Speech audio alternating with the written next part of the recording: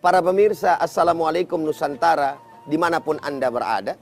Yang menarik, di dalam kitab Majmu' Al-Fatawa, atau Majmu' Fatawa maksud saya, jilid yang ke-24, ini karangan Ibnu Taimiyah.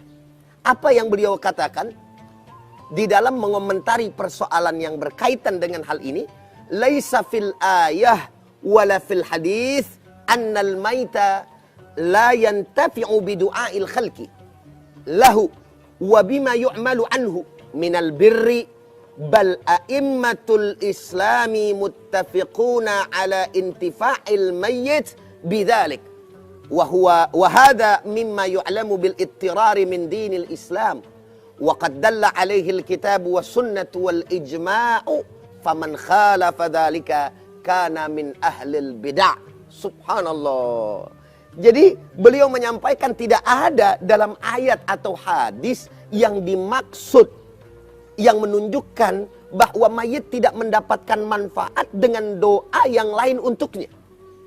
Begitu pula dengan amalan amalan kebaikan yang lainnya untuk si mayit tadi. Bahkan kaum muslimin sepakat akan manfaatnya doa dan amalan kebaikan untuk si mayit. Hal ini sudah diketahui secara pasti, kata beliau. Dalil Al-Quran dan As-Sunnah serta ijma', yakni kesepakatan para ulama yang dimaksud, telah mendukung daripada persoalan ini. Maka beliau mengatakan di akhir ibarat ini, siapa yang menyelisih pendapat tersebut, maka ia adalah merupakan ahlul bid'ah. Subhanallah, walhamdulillah, wala ilaha illallah, wallahu akbar, walillahil hamd. Dan enggak sampai di situ, saudara. Bagaimana dengan bacaan Al-Quran?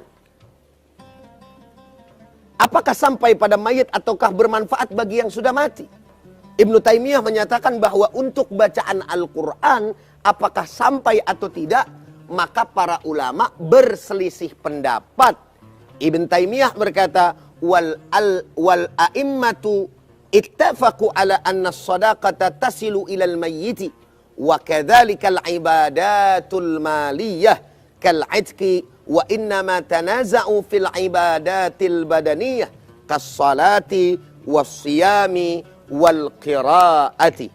Para ulama, beliau mengatakan, sepakat bahwa sedekah pada mayit itu sampai. Begitu pula ibadah maliyah yang terkait dengan harta, seperti memerdekakan budak. Para ulama berselisih pendapat dalam amalan badaniyah yang terkait dengan amalan badan yang dimaksud, seperti sholat, puasa, dan bacaan Al-Quran, apakah sampai atau tidak pada mayit. Para pemirsa, Assalamualaikum Nusantara, dimanapun Anda berada. Lalu dilanjutkan dengan apa yang disampaikan oleh beliau. Terus bagaimana dengan ayat dan hadis yang disebutkan di atas? Apa berarti amalan orang lain tidak bermanfaat bagi orang mati sama sekali? Mari katakan, amalan seseorang ketika meninggal dunia memang terputus seperti apa yang saya sampaikan di awal. Ketika ia mati, kecuali amalan yang ia usahakan yang masih tersisa, seperti doa anak yang soleh, sedekah jariyah, dan ilmu yang diambil manfaatnya. Itu yang dimaksudkan dalam ayat dan hadis. Namun bukan berarti amalan orang lain untuk orang mati tidak bermanfaat sama sekali. Beliau melanjutkan, lam yakul innahu lam yantafi' bi amali ghairih fa idza da'a lahu waladuhu kana hadza min amalihi alladhi lam yanqati wa idza da'a lahu ghairuhu lam yakun min amalihi lakinnahu yantafi'u bihi. Subhanallah. Dalam hadis tidak disebutkan bahwa amalan orang lain tidak bermanfaat bagi orang yang telah mati. Jika anak mendoakan, yakni daripada orang tuanya, jika anak mendoakan daripada orang tuanya, maka itu bagian daripada amalan atau usaha orang tua yang telah tiada. Sedangkan jika, kita garis bawahi para pemirsa, orang lain mendoakan orang mati, itu pun tetap manfaat walau tidak termasuk usaha orang mati itu sendiri. Ini disampaikan oleh Imam Ibn Taimiyah di dalam kitab Majmu' al-Fatawa, yaitu jilid 24 halaman 312. Para pemirsa yang sama dirahmati dan dimuliakan oleh Allah Subhanahu wa taala.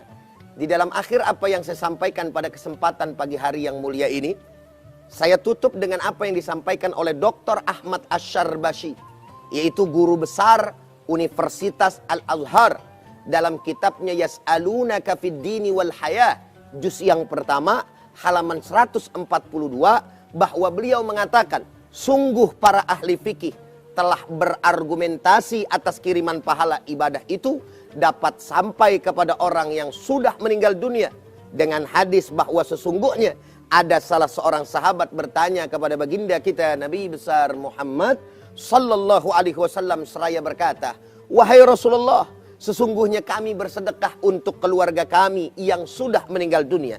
Kami melakukan haji untuk mereka dan kami berdoa bagi mereka. Apakah hal tersebut pahalanya dapat sampai kepada mereka?" Lalu baginda Nabi besar Muhammad sallallahu alaihi wasallam bersabda, "Saudara, ya, sungguh pahala dari ibadah itu benar-benar akan sampai kepada mereka. Dan sesungguhnya mereka itu benar-benar bergembira dengan kiriman pahala tersebut. Sebagaimana salah seorang dari kamu sekalian bergembira dengan hadiah apabila hadiah tersebut dikirimkan kepadanya." Masya Allah. Sangat indah apa yang disampaikan oleh baginda Nabi besar Muhammad SAW, ibadallah. Nah, sedangkan jamuan saudara yang biasa diadakan ketika ada orang meninggal, hukumnya mubah, boleh, dan menurut mayoritas ulama bahwa memberikan jamuan tersebut termasuk ibadah yang terpuji dan dianjurkan. Sebab jika dilihat dari segi jamuannya termasuk sedekah yang dianjurkan oleh Islam, yang pahalanya dihadiahkan pada orang yang telah meninggal dunia.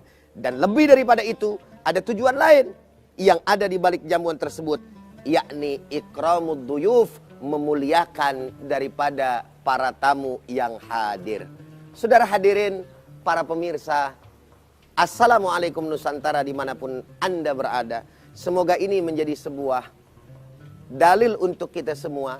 Walaupun saya menyadari bahwa masih banyak yang menolak apa yang saya sampaikan, tapi minimal bagi kita yang melakukan amalan tersebut, kita mempunyai dasar serta argumentasi yang memang diperkuat oleh pemahaman Al-Quran dan Sunnah baginda Nabi besar Muhammad SAW, dan juga apa yang disampaikan oleh para ulama kita yang tadi telah disebutkan. Semoga ini menjadi bermanfaat untuk kita semua, dan insya Allah semoga Allah Subhanahu wa taala memberikan kita panjang umur, sehat walafiat, barakah dunia akhirat, dan Allah tetapkan iman dan Islam kita. Sampai berjumpa lagi di tema yang lainnya yang juga bermanfaat. Saya Abdurrahman Jelani atau Bang Ujai.